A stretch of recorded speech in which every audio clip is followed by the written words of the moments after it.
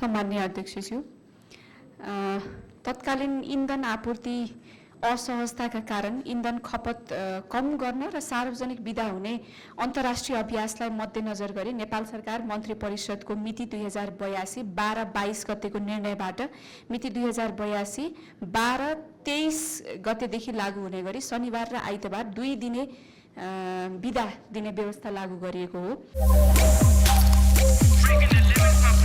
Extreme Energy Drink.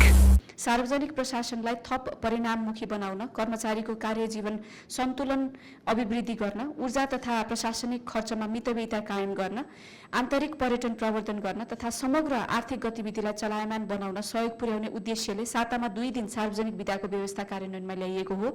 यस व्यवस्थाले कार्यालय बिहान 9 बजे नै खुल्ने भएकाले सेवाग्राहीलाई चाहिँ थप सहजता भएको छ। सरकारी कार्यालय सञ्चालनसँग सम्बन्धित विद्युत, सवारी, इन्धन लगायत विभिन्न साधनहरू तथा अन्य प्रशासनिक खर्चमा मितव्ययिता कायम गर्न समेत यस व्यवस्थाले योगदान पुर्याएको छ। साथै कर्मचारी तथा श्रमिकको मनोबल र उत्प्रेरणा र कार्य सम्पादनमा सकारात्मक प्रभाव पर्नुका साथै कार्यकुशलता, उत्पादकत्व र सेवाको गुणस्तर अभिवृद्धि गर्न सहयोग पुगेको छ। यसले आन्तरिक पर्यटन प्रवर्धनमा महत्त्वपूर्ण योगदान पुर्याएको छ।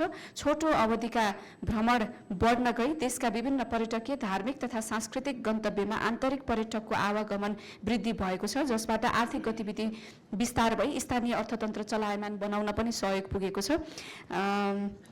हालको लागि चाहिँ 2 दिनको बिदा पुनरावलोकन गर्ने कुनै पनि कार्य भएको छैन। म मान्य सदस्यलाई यही निवेदन गर्न चाहन्छु। धन्यवाद। Extreme Energy Drink.